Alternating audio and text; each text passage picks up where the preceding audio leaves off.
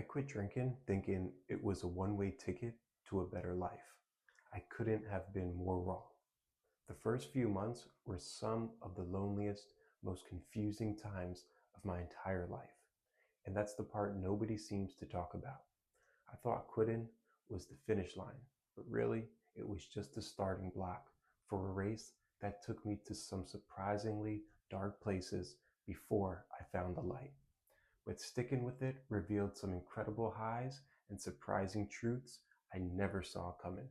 So today, I'm sharing the full, unfiltered story, the real pros and cons of sobriety that most people don't know. My why for quitting probably sounds familiar to a lot of you. It wasn't some dramatic rock bottom moment. It was a slow leak, an erosion of my own life. I was caught in this weird limbo of feeling numb and anxious, often at the same time. The fun parts of drinking had faded long ago, replaced by a hamster wheel of drinking to escape my feelings, only to wake up with even more anxiety and regret. I was just tired, tired of the brain fog, tired of feeling stuck, and tired of knowing deep down that I wasn't the person I wanted to be. I figured taking alcohol out of the equation would be like flipping a switch, instant upgrade, right? That was my first mistake. The first thing that hit me wasn't a wave of relief. It was a profound, shocking emptiness. I call this the void. My entire life was built around alcohol. Friday nights, birthdays, promotions, bad days, they all had a drink attached to them. Taking that away left a giant hole of time and silence so loud it was deafening. Boredom wasn't just a feeling, it felt like a full blown identity crisis. Who I was, who was I if I wasn't the fun one holding a glass? Then came the physical weirdness. Everyone raves about the amazing sleep you'll get, but for the first 2 months, my sleep was a disaster. I'd lie awake for hours, my mind racing, and when I finally did pass out, I had the most chaotic, vivid dreams. It felt like my body and brain were staging a full blown revolt, desperately trying to adjust to life without the substance they'd grown to depend on. But the absolute hardest part was the social whiplash. I felt completely alienated. I quickly learned that some friendships were only rooted in getting drunk together.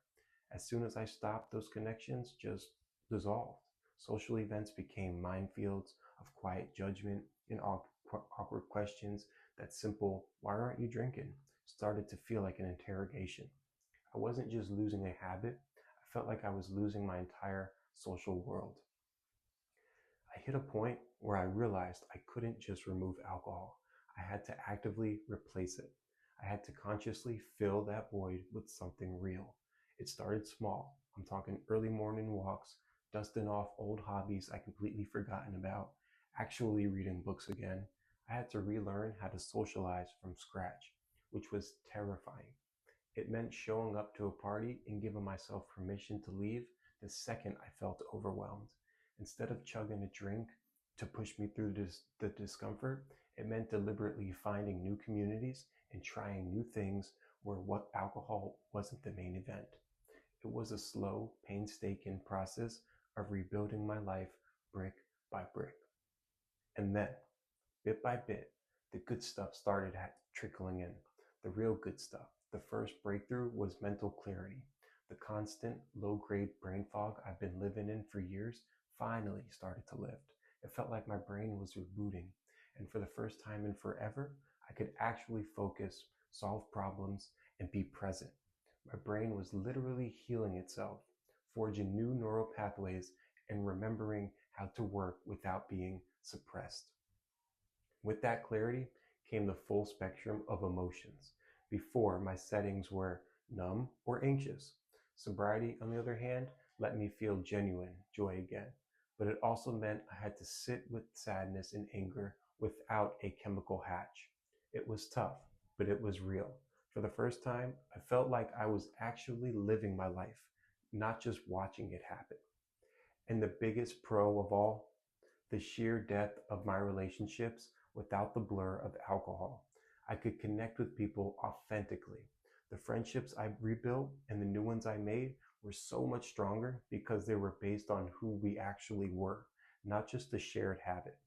My confidence started to grow, not the fake liquid courage I used to rely on, but a quiet, solid pride that came from keeping a promise to myself. So, looking back, was it all worth it? Absolutely. But it was anything but easy. Straight line to happiness, I thought, was signing up for? No, no. Sobriety isn't just about giving something up. It's about gaining a life you couldn't have imagined. It's about your physical health improving from better liver function to healthier skin. It's about your brain finally rebalancing its own chemistry to find a stable, happier mood. It's a messy, difficult, and ultimately beautiful journey of rediscovery. The path is different for everyone, and it's definitely not always a straight line. So I really want to hear from you. If you're on this journey, what was the most surprising pro or con you've run into? And for anyone who's sober curious, what's the one thing holding you back? Drop your story in the comments below. Let's talk about the real, unfiltered truth of it all.